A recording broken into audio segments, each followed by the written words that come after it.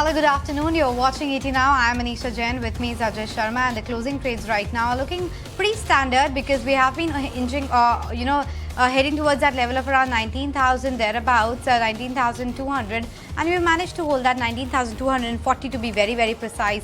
As far as the Nifty is concerned right now, the broader markets are outperforming today. It's a very broad-based rally that we have at our hands. All the sectors are actually trading in the green, and it's all thanks to the positive momentum that we have seen in the handover coming in from the global markets, and that has really sustained. Realty, that is doing the heavy lifting today.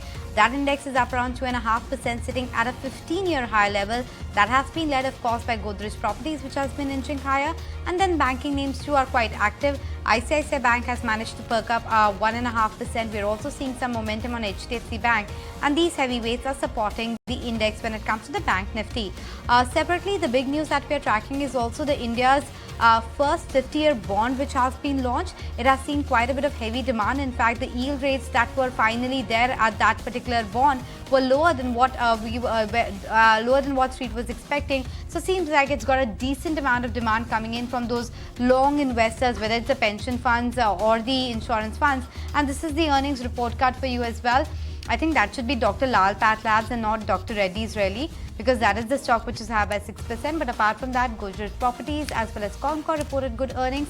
On the losing side, Godfrey Phillips, MRF, they all disappointed. So, that is one part of, see, these are relatively less tracked, Godfrey and, some other name that you have taken. I have doubts whether they are result plays or not. As in the market. 7% cut. No, so when people may have seen a weak result, then they would have sold a separate point. But people don't hold them usually. They are not correct. result plays. But, the other point which I want to tell you is that we are retaining bulk of the gains in the last 2.5 session.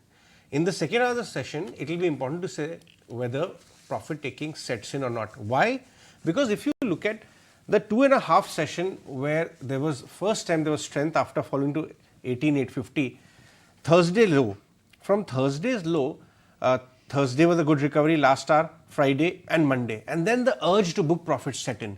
Now we are exactly at a similar point, above the 19,250 mark. With the same urge to book profits come now, or whether there would be covering of short position and we may take out 19,300 is a question in mind. Also pull up the Bank Nifty. This is when the HDFC's contribution has not come in such a wholehearted manner. Other banks have started doing very well, and Bank Nifty is again at day's high. AB Capital numbers are flashing on your screen. Appears to be a good number. There is meaningful improvement out there, and the stock also reacted positively. But the other point, Anisha, to watch out for is, have you observed any howler of a number so far across sector? Weak is okay. Missed the estimate by a whisker is still taken, because then you can debate whether the estimate was made, on the ball or not. But howler, I don't recollect so far in the first days, which really dampened the sentiment. Some biggish number, which dampened the sentiment that no boss earnings. And even the notes which have come so far, bulk of them are saying that earnings so far are okay. Indigo, pull up that one. That is where suddenly there's a big spike. It's is taking the number. off. It is taking off, is it? Yeah, it is. Oh, yes, suddenly. it is. Almost $40 higher, 2,500 is taken off. So numbers are slated for today. We were talking about Indigo in the morning as well, if you remember. This is one very interesting stock at $12 billion, almost $1 billion kind of profit, 12 times, and such high growth industry. But Anurag Singh was there in our office today from Chicago. Yeah. And he was saying, no, valuations, this sector will never get teen valuations. It's a mature, I think that's that's the US exactly. frame of mind. I was debating that with him. But this is, this for the right reason. High growth industry. You and I both have seen Chock-a-Block. Airports all the time. As 10, and UPL is also at 10 times. The two index stocks. One for good reason, the other for not so good. Just wanted to highlight, apart from Indigo, there's Poonawalla FinCorp also, which is doing quite well. And since we're talking about Indigo, it seems like travel is back because BLS International, the visa service provider, that too is inching higher. And then Thomas Cook, which is a bit of a result reaction as well. But all of these three stocks are actually moving in tandem. I don't know if somebody is suddenly booking their holidays or what. But nonetheless, these stocks are in focus. Let's actually decode the market fundamentals and technicals as well. To hash out the technicals, we have Nirav Chadha as well as Nuresh joining us on the show. Naresh, hi, good to have you back. I just wanted to understand from you, what do you make of the market setup right now? Finally seems like we are broken out of that range, and today we are not seeing that selling pressure that Ajay was alluding to. Would you take heart from this factor? Absolutely. So if we look at the broader indices, the breadth is very strong today across the board, across all segments. And on the Nifty and the Bank Nifty, the concern is the two heavyweights have not done really well. So you have Reliance still struggling to cross that 2370 mark. HDFC Bank not able to cross 1500, but rest of the market looks interesting. So we've seen ICICI Bank make a reversal. We are seeing IndusInd Bank get closer to 52-week highs. So overall, stock-specific price action is positive. One can continue to look at more stock-specific action. And once we sustain 19,300, that is where one can start looking at the index. Let's take trading ideas from our guest then. Nirav, now that we have established how the setup of the market appears on a Friday, tell us what are the stocks which look good on incremental trading business? Hi everyone. Looking at the overall markets, first of all, if you see, for the last couple of days, you're seeing oil and gas sector as a whole performing quite well. So, be it OMCs, or the other companies like ONGC and probably Oil India, they're doing quite well. So, for today, I'd be focusing, in fact, for the next couple of days, trading days, I'd be focusing on oil and gas because there are good breakouts coming in most of the stocks. And that is why, keeping that in mind, I have HPCL, Hind Petro, as a buy today. See, this stock, in fact, the OMCs haven't done much of late, but I'm seeing a bottom kind of a formation being made on the charts, and that is a very good sign. And this is the first time most of the OMCs, including HPCL and BPCL, are above their 200 and their 50-day moving averages, which is another positive. So HPCL can reach about 275 to 80 odd level, so that should be your target. 252 should be your stop loss. The second one is again a PSU. It's in the gas space now. GAIL India.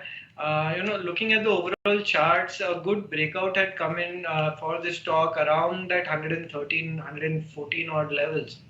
The stock came down to retest those levels and is now seeing a good reversal.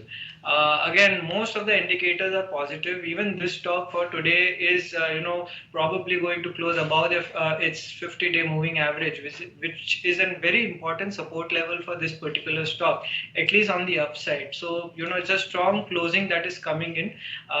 Again, presumption is that it will close above the 50-day moving average, which is around that 122 odd levels. So, keeping that in mind, by GAIL India, from trading perspective, 119, 118 are good support areas, so that becomes your stop loss. I believe this stock has it in it to move up towards that 135, 140 odd levels. So definitely, go ahead and buy this stock for that those levels.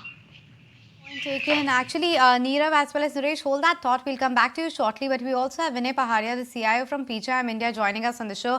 Vinay, hi, this is Anisha this side. Good afternoon. Thank you so much for making time. Wanted to begin by asking you your market outlook in terms of how the valuations stack up versus the earnings growth that we have seen in the quarter gone by. Hi, Anisha.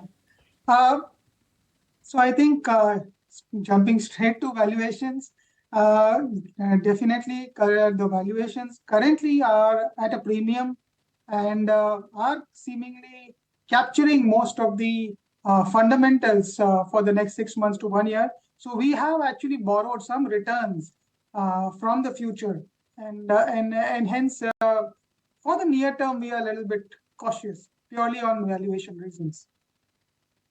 Good way, Vinay, which you always do, borrowed returns from future, essentially saying that returns will normalize from here on. In the last 3 years of CAGR, say suppose a fund is given 25, 30% or even individual stock, the next 3 years could be meaningfully lower. So expectation that similar performance will get repeated may not be a great idea. Tell us, which are the areas where you would be tempted to trim profits out of? I'm not even talking about your fund. I'm talking about the overall market landscape. Which are the areas which warrant trimming? In fact, Ajay, we have done recently a study of the market which tells us that weaker quality companies, which means companies which have got lower than average return on equity and companies which have got lower than average revenue growth, have actually delivered significantly better returns compared to their good quality counterparts. And I think that's an area of concern, and I would be very cautious. In fact, would want investors to stay clear of these kind of companies. And the opportunities actually lie in the good quality companies. And good quality companies are ones which we define as those which have better than average revenue growth and better than average returns on equity. Interesting point. I would love to look at the details of that study, Vinay, how the lesser quality companies have delivered more returns and how it's probably time to go back to the good quality stocks. But talking about the good quality stocks, it's financials, which is called as, you know, the blue chip of sorts. The credit growth has been strong. The asset quality is pristine as compared to what we have seen historically. Why are the stocks then not reacting? What do you make of the underperformance of the private banking names? Yeah, I think that's an area of opportunity, to be very frank, because there are lots of good quality companies or private banks, for example, or NBFCs, which have very strong structural growth ahead of them. These are the companies which have much higher than average return on equity, and they have clearly been stable businesses. So I think we are clearly overweight private banks, non-bank financial companies, and see this as a great source of opportunity. So let me talk about certain areas of the market where the general consensus is that there are structural tailwinds. Then some of the companies are coming out with great numbers as well. So I want to talk about engineering and power transmission engineering, that kind of space. So what happened was 3-4 years, if you look at the landscape, everything got re-rated. Capital goods index itself went to a decadal high, and then things scaled back. Large cap as well as mid and small.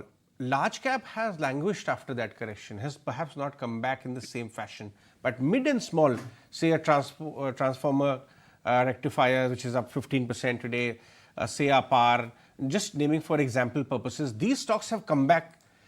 Would you be cautious on this pocket? Or because the numbers as well as narrative both are kind of strong right now, you would still consider them investing worthy? I think I would be extremely cautious within the mid and small cap space, because this is a space which is filled with landmines. There are exceptionally good quality companies. There are gems in this space, but this also has a lot of landmines. And I think many of these weaker companies or landmines are having been activated now. Investors need to be very careful, especially in the small and mid cap space, because I think the performance of all of these companies, especially starting from 1st of April of this year, has been far ahead of fundamentals in many of the cases. So I think that's an area of both concern as well as opportunity, and it's a stock pickers market out there in this space. Hold your thought, because actually numbers for Titan are out and they look better than expectation. The profit figure has actually come in at 940 crore versus the expectation of 860 crore. It's the jewelry business that has delivered a 19% growth. The watches and wearable segment at 32% growth in terms of the income. And if you look at the commentary coming in from the management as well, they are talking about that the festive season in Q3 has started well, and they are optimistic about the performance in the rest of the financial year as well. So the commentary coming in from Titan is also quite strong. They're also talking about how the store expansion in key market is progressing well. They're retaining their focus when it comes to the improving market share as well by launching differentiated products as well. The stock is seeing a bit of a spike. It was already seeing a up move of almost 1.5% to start the trade with, and now it's building on to gains 2.5%. I think the interesting bit also will be to watch out for the margin performance, because growth was something that they had given out in their provisional numbers already, but margin will be the key to watch out for, and we'll wait back to get more Plus, details. of course, don't forget outlook for the next 2 quarters, because the ongoing quarter and the next one will capture bulk of the Dhanteras and all of that. Even what went by? What was that? Dashera, Navratri, No, the other Ganpati. There's just too much. Yesterday, which was the most important Halloween? one. No, I don't know what was yesterday. I'm talking about whether There are a lot of festivals lined up. Karwa Chauth. Yes, that's the one. It was, Your wife wouldn't like that. You're well, forgetting the there name was of the puja at festival. home, as but well. I just forgot the name. Okay, nonetheless, I think I do have the margin figure as well. How much is it? It's actually come at 11.6%, which is lower than expected. And I think that is the reason the stock has actually reversed its course.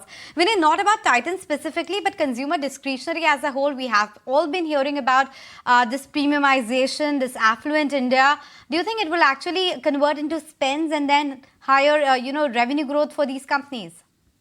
It's actually happening as we speak because you look at consumer discretionary companies, or in fact, you look at retailers. Whoever is focused on urban India and more of the affluent segment of the market is actually doing very well, whereas businesses which are focused on rural India or less affluent or the budget segment of the market are actually suffering. Look at car sales, for example. The budget cars are not selling, but the more premium end SUVs, the sedans, the luxury cars are selling very well. So I think that's a trend which we are seeing across the length and breadth of consumption. And that's a trend which might continue for a longer period of time for the simple reason the per capita income is going up sharply and the discretionary component is going up at a much faster pace. Follow-up question on that one. See, up till now, Titan, even now, 60-70 time forward kind of multiple they command, giant lions market share in jewelry retail, but they are getting some good competition as the regional players. Look at Senco Gold. Some of the most marquee fund managers have bet on it, right? Look at Kalyan. People are not ready to give it a chance and sample it. And when I say people, I mean a lot of fund managers coming out of South, aiming to become a pan-India play. But it appears that it is getting partly reflected in numbers and in valuations. Those attempts of becoming a pan-India play and replicate the Titan story coming similar to that, would you buy that argument or would you stay? Because over there, the growth versus valuation is relatively lower, right? They're still 20, 25 times or even lower. Senco offering was 15 times, right? Just for example purposes.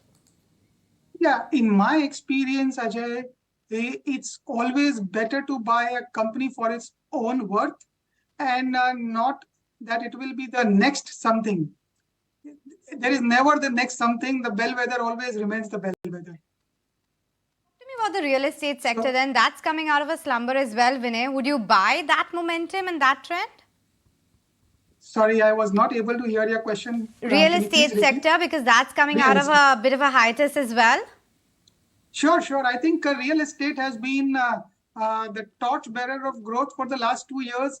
Extremely strong numbers, especially on the residential real estate side across the length and breadth of the country. And in fact, a lot of ancillary sectors to real estate are also doing very well. So I think that trend continues.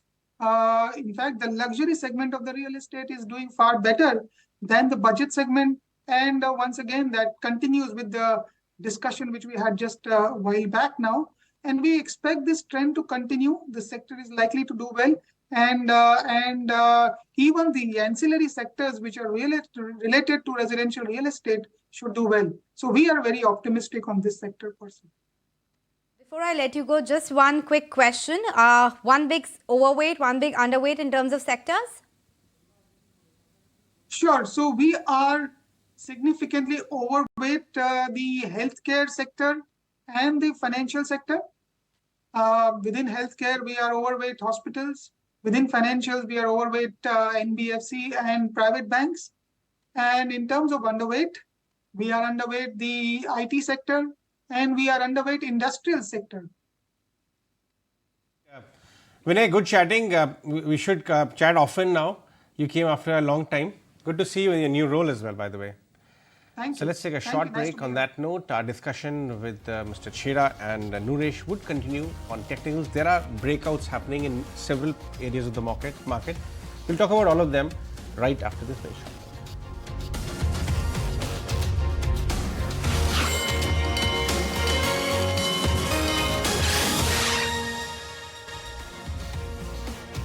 All right, so meanwhile, some interesting numbers are, apart from Titan, I believe Zomato numbers are also out. Yes, and actually the company has reported a profit on the bottom line of 36 crore versus the loss of 251 crore. Let's pull up the intraday chart of Zomato before we go to Winnie to get a sense of Titan as well, because the company has actually reported a profit on the bottom line of around 36 crore versus 251 crore. Last quarter also they had broken even, so at the bottom line level there was a profit of around 2 crore, but the revenue has come in at around 2800 odd crores, and the overall, the first look at the operational performance looks positive. But Zomato is one thing we'll track. Winnie is with us to talk to us about Titan as well. Winnie, quickly wrap up Titan so then you can go ahead and discuss and look at Zomato's numbers as well. Absolutely. So firstly, Titan, revenues and profits have come above estimates. Margins was a slight bit of a miss. Revenues have come in at around, when you look at it, it's come in at 11,660 crores, which is better than what they had firstly given in that Q2 update as well. Overall, margins also a bit of a pressure coming in on that front because of that inventory that was there of a higher inventory that was there in the last quarter. Because of that, we were seeing a bit of impact on the front on that note. Other than that, what is actually positive for Titan, I beg your pardon, is that when you're looking at it, is the commentary that has come in. One, they have said that, strong growth that continued in the jewelry business. This time they saw a jewelry revenue growth of around 27%.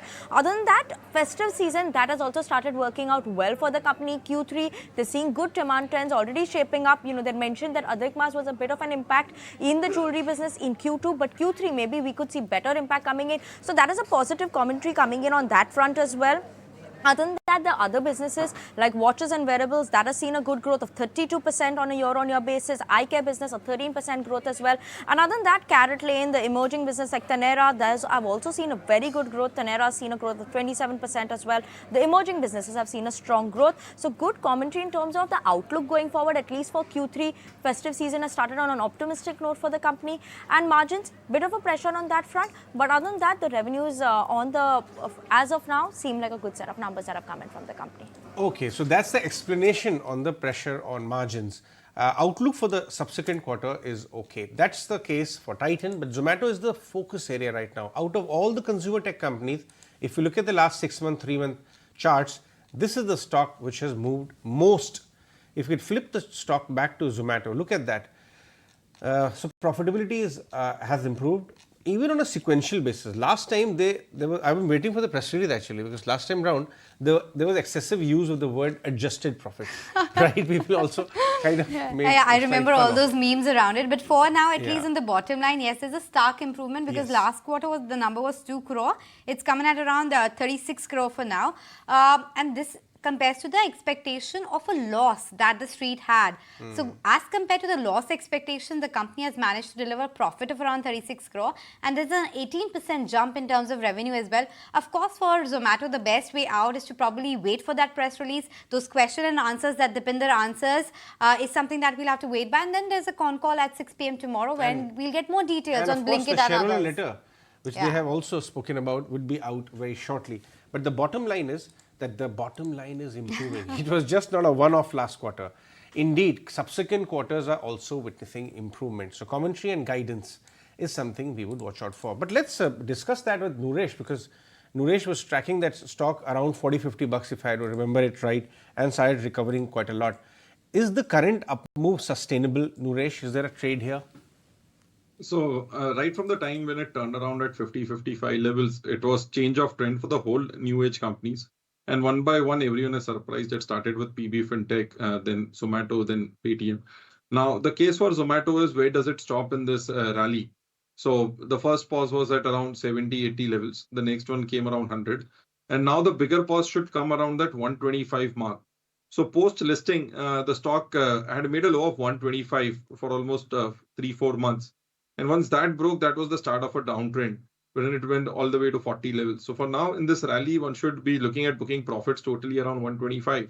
And I would expect around 125 levels, or say 125 to 130 is the time where it should take a long pause. We'll also get an analyst joining us soon to talk to us about the numbers, because right now we have very few details available, because the proof of the pudding will of course be in the internals. What's happening to Blinkit, what's the commentary, what's the GMV, what happened of that platform fee that they had started charging. So all of these internals will be very important for Zomato going forward. But for the meantime, let's shift away from that and talk about some other data points as well. Raymond for once was one stock that was reacting positively to its foray into the new new verticals that he's looking at, No, or rather the traditional ones? But I was very skeptical when the first time I said, what, aeronautical engineering and defense and EV? But when we spoke to the management in detail, what they said was that they've acquired a company which already has the skill set. They have been working with all kinds of metal forging and metal engineering in their previous legacy business. When you infuse the two, there is a case that they can actually move forward. Plus, despite of this transaction, they remain net positive on the cash front. That was one of the biggest triggers to re-rate: debt reduction and improvement in cash flow. So that story is intact. That's what the kind of commentary we got from the group CFO Amit Agarwal earlier in the day. Let's get a small slice of that chat. The stock is gaining 4% in trade now. The theme of the Raymond Group is that we want to stay in businesses where we have a scale and a size. Unless until we have a scale and a size, it is very difficult to create truly the shareholder value. So now with this foray, what we have got into a sunrise sector like aerospace, defense, and we have created a scale, and our demonstrated performance has shown that we are an operator who is able to reduce cost, reduce working capital, deleverage the balance sheet, and at an appropriate time, we've shown the demerger road to enhance the shareholder value. That's the way forward we have for this business.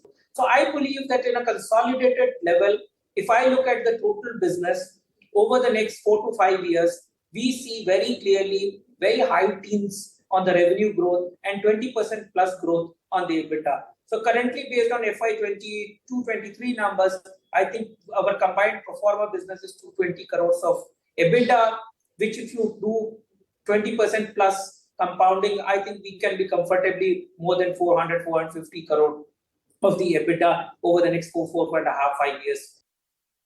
Okay, so that's a commentary coming in from the management of Raymond. In fact, Raymond and Arvind Fashion, both of these stocks were in focus on account of the recent news flow that we saw regarding the sale of its business to Reliance Retail as well, and that's the healthcare and fashion business. So before we go to that management interaction and as well as the discussion with our analysts as well, let's get the sense on the charts as well. Nirav, your take on the charts of Raymond as well as Arvind Fashions? See, at this point of time, both are at different levels. Raymond has seen a very big rally, from sub 250 odd levels, and it continues to move up in the last couple of years. In fact, from 2020, it hasn't really seen a downtick. Per se on the longer term charts. At this point, again, I don't see much distribution. In fact, the chart is still positive, and there are chances that this stock can reach about 2200 odd. So, it would be a good level to enter again in this stock if you haven't already. So, look to buy at current levels. Your stop loss would be around 1820 odd, which is a good support area. And you can look to book your profits anywhere between 2100 to 2200. I believe 100% retracement will come. For Arvind Fashion, it's at a different tangent at this point of time. No doubt, even this stock has gone up today. But last 2 years, probably year and a half, this stock has been in consolidation. And this consolidation doesn't seem to end at this point of time. So it's still in consolidation even after today's move. The consolidation will only end if the stock moves above the 380 levels on a weekly basis, closes the week above the 380 levels. So that is when the breakout will come in. Once that breakout comes in, only then you will see, a bigger move, just like Raymond had in the last 2-3 years. That is how, the move will come in Arvind. So if you ask me which one to buy at this point of time, it is definitely Raymond to buy, and wait for Arvind to break out about the 380, only then buy. The targets post breakout would be around the 600, 650 odd levels. I'm seeing a medium term perspective at this point. Okay, point taken. So that's a take coming in on Raymond as well as Arvind Fashions. But time now to slip into very short break. So let's do that. We are getting more details as far as Zomato business is concerned, but we'll analyze that once we come back from this short break.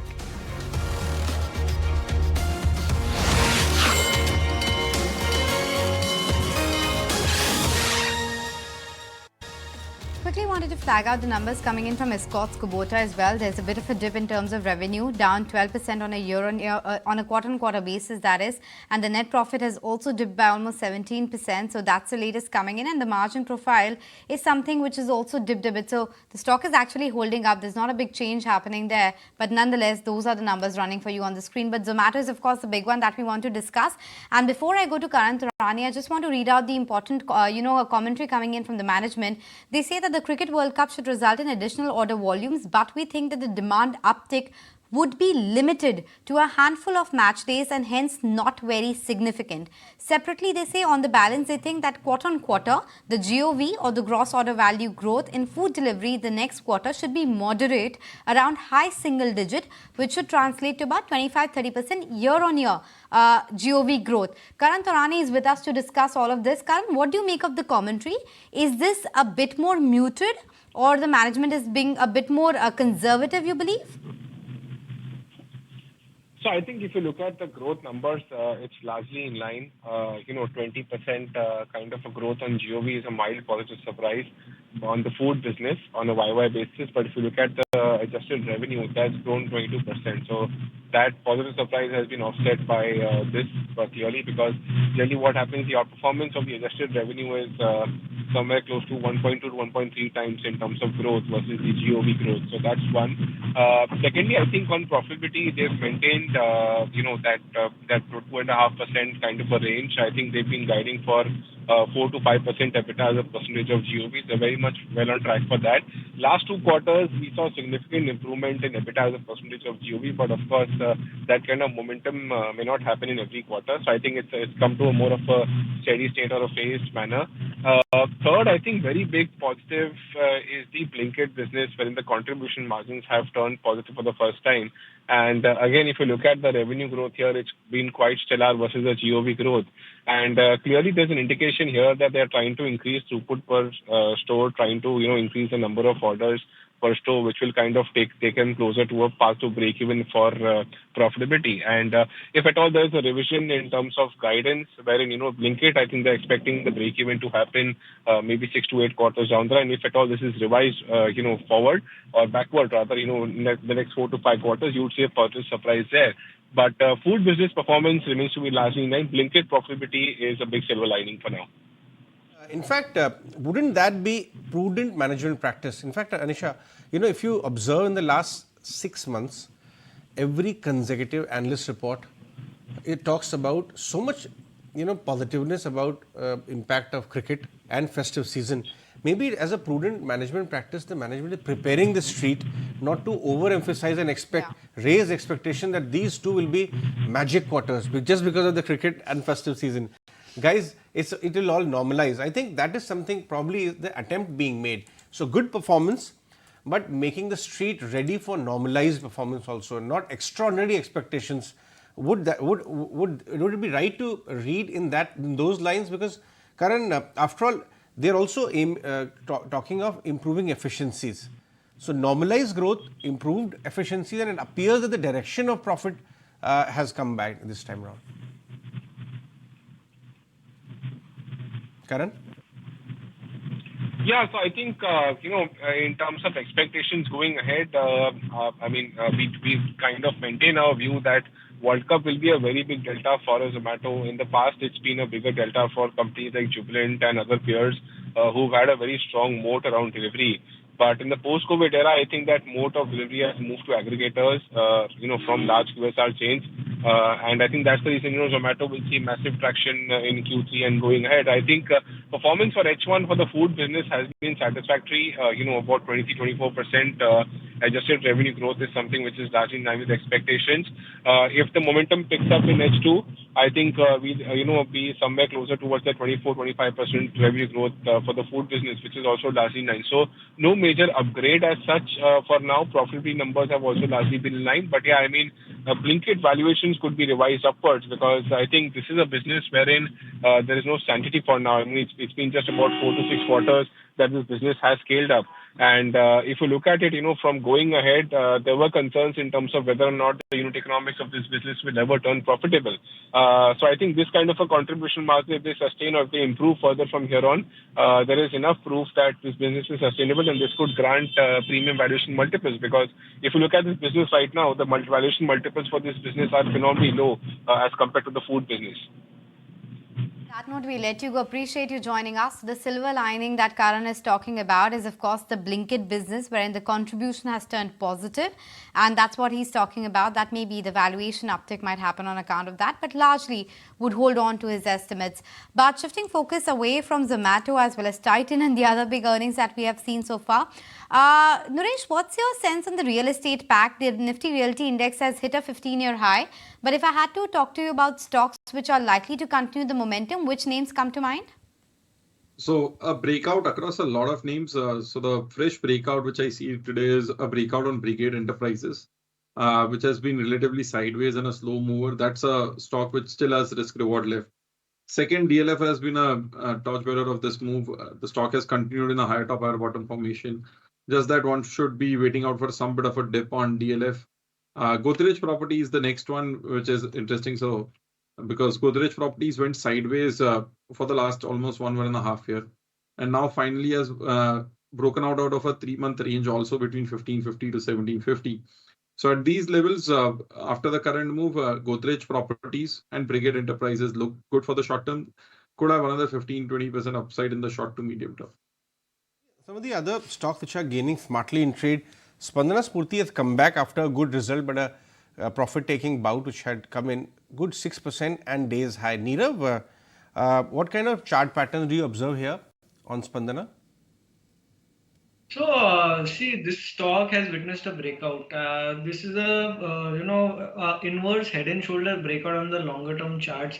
Good volumes at the lower end. This is a beautiful pattern. In fact, I believe this is one stock which will pick up pace and will be quite aggressive. So it's a good catch actually. I believe one can look to buy it because the breakout has just come in. And there are chances it has the legs to move up towards that 1200 odd levels. So look to buy it at current levels. Your stop loss would be around that 850 odd mark, which is a support level, also the neckline for this inverse head and shoulder breakout. And you can hold on till that 1150, 1200 levels come. Pashupati Advani is also joining us, a veteran investor. Pashupati, good to see you after a very long time. Where have you been traveling? Watching cricket, traveling, or busy in markets? Well, I wish I would say all of the above, but I'm not as much of a cricket fan as I ought to be living in India.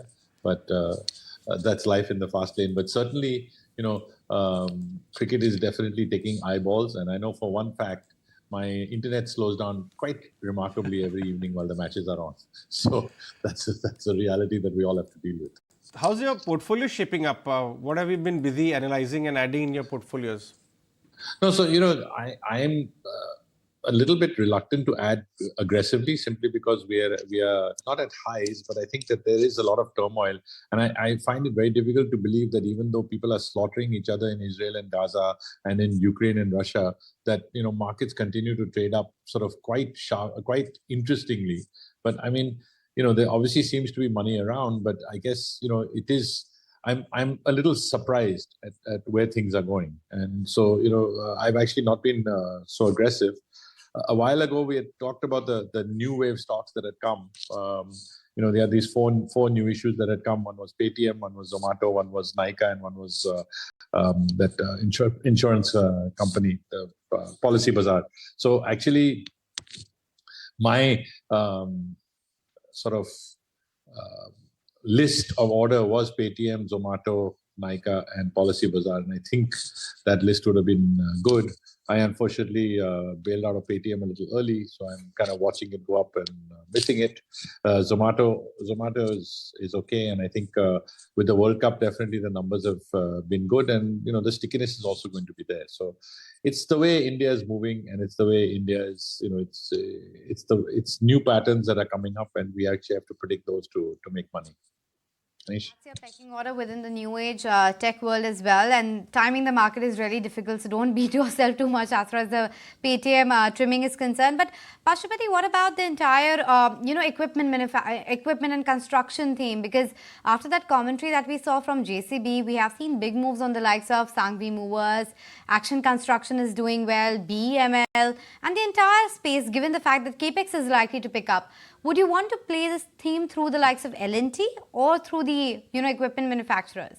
No, I think L&T is pretty favorably, pretty correctly priced. The interesting thing about L&T is I believe that they are giving up a lot of projects out of India simply because they're overwhelmed with the work that they have in India. It is definitely the government's position that they want to do a lot of projects and they want to do a lot of completion before the elections in next May. So they're going full steam ahead, and you have to actually ride that ghoda and make money. So the equipment manufacturers are definitely there. The cement is also seeing some life. Steel is seeing some life because these are all essential ingredients for any kind of construction. And that's a sector I have been looking at and I have nibbled at over the last 3-4 months. Fortunately, profitably. So that is one thing that I'm happy about. Part of your portfolio, have you been trimming your positions or have been eager to on every rise? I want to understand where do you see frauds building up? No, I think, see, India is definitely a flavor of the month, year. Money is supposed to be coming, but actually FPIs are selling. But I'm seeing a lot, seems to be some interest in private investment. So the money is actually not going away. And a lot of IPOs have had anchor investors who are from overseas. So I think that that's, we are getting a little bit of selling simply because other countries look like they have better opportunities. But the reality is that I personally feel that it should be trimmed as we go higher. And, but the problem is every time I sell a stock, it goes up. So I'm actually crying at myself. So it's life in the fast lane. Maybe I'm ahead of my time. Point taken, Pashupati, on that. But you know what? Let's just take a short breather and deviate and go across to Sharat to understand what the dealing room chatter is like today. Sharat? Well, yes, we are speaking with the dealers and an interesting stock has popped up. That in the cash segment, we are having CAMs, and over here the dealers are stating that a couple of counters in the HNI segment have been acquiring this stock. Now the volumes also, if you look at it, it's coming at almost 4 times its 20-day average, and importantly a strong delivery based buying has been coming over the last 2 trading sessions. And do remember the Q2 numbers are expected to come on November the 8th, and it's expected the numbers would be on the higher basis, especially on the top line growth. And importantly, overall the brokerages have also been bullish on these businesses, especially because of the new value added business coming in, which actually gets more margins, and also importantly the mutual fund revenues that is expected to go up. But do mind that there is a yield pressure in the mutual fund industry, and still that lag effect is coming in this company as well. So the yield pressure is also likely to be maintained over the next 2 quarters. Sure, Sharat, thanks so much for bringing us those details. But in the meantime, let's take stock of any other big movers. JK Lakshmi Cement is something which is perking up, 12% higher on that one. Nuresh, what's your sense on the cement stocks and JK Lakshmi Cement specifically? So JK Lakshmi, not tracking it very closely, but the stock has gone through a sideways period for the last 4-5 months. If it can sustain above 720 levels, that would be a trend change for the stock. As of now, very sideways. Yeah. So the other thing which I was taking note of is the QSR space. Yesterday, if you see, one of the pizza chains here in India actually called out for slower growth in the coming quarter. This comes on the back of even our own McDonald's, the Jubilant Food, the Westlife, which is the McDonald's franchisee listed one, saw muted growth this quarter.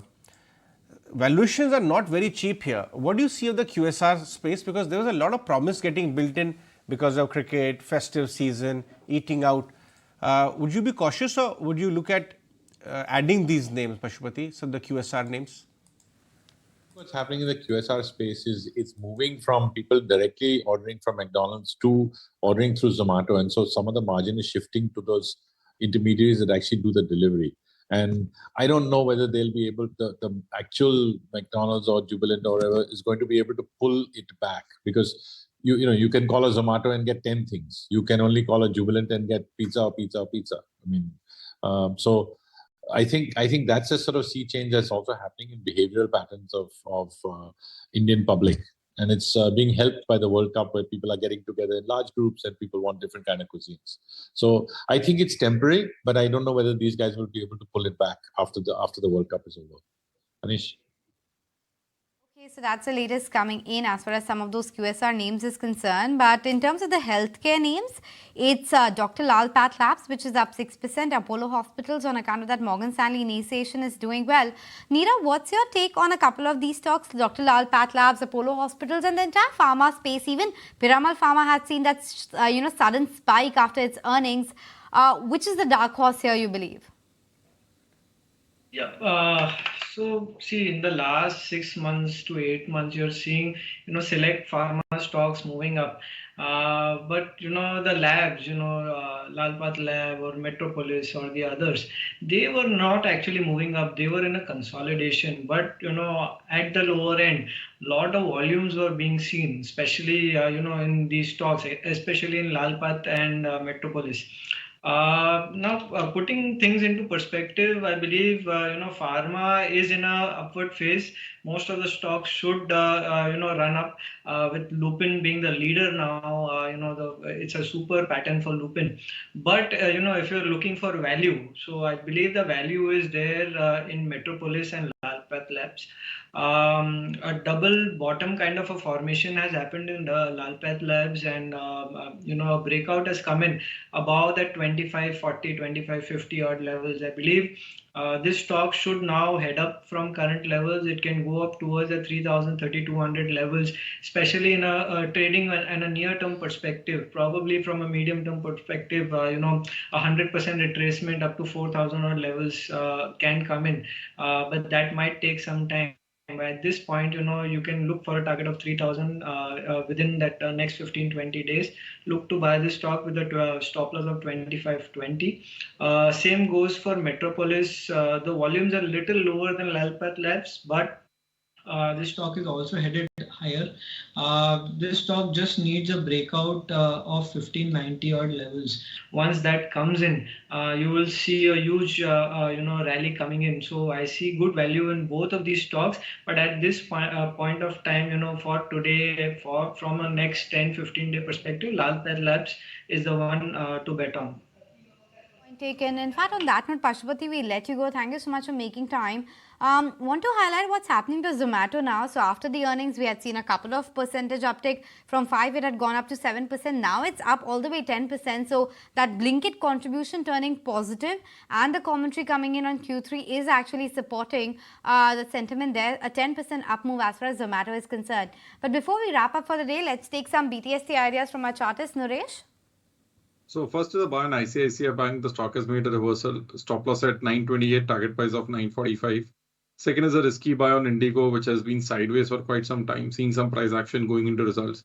Stop loss at 2480, target price of 2600. What about you, Neerav? Is it BTST, STBT? No, it is BTST. The first one would be Confidence Petro. This stock has broken out above a long consolidation. In fact, a 2-yearly consolidation above that 80 levels, went up to 97, retested the breakout. So when a stock retests its breakout, it becomes much more stronger. Post that, the stock has moved up now. I believe you can look to buy this stock at current levels with a stop loss of around 78. And, this stock can move up towards the 95, 97 levels again, probably in a very small time. Also, there's another stock, as the interview progressed, there was one stock that I, looked at, and that was Bayer Crop Science.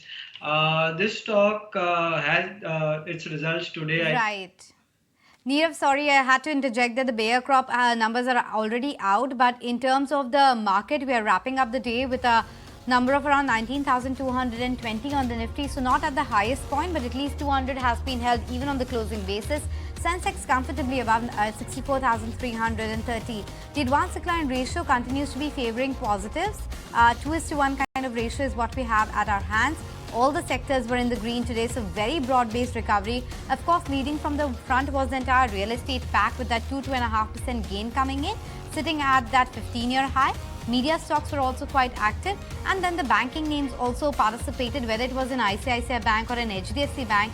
And SBI, ahead of its earnings tomorrow, was also in focus. So SBI ended close to the highest point of the trading session. In terms of the individual movers, we'll have to highlight what happened to JK Lakshmi Cement as a result reaction, even as Zomato for that matter 10% higher. You also had big up move from Brigade in the real estate pack, and then names like Amber Enterprises, Angel One, Safari, these also deserve mention apart from Apollo Hospitals that saw a Morgan Stanley initiation. On the losing side, however, it was Godfrey Phillips, a result reaction coming in, a 9% cut, and then Chola Financials also saw some profit booking with a cut of around 3 to 4%. But that's how we have wrapped up the week. It was a bit of a turbulent start, but ending it in style above the 19,220 mark.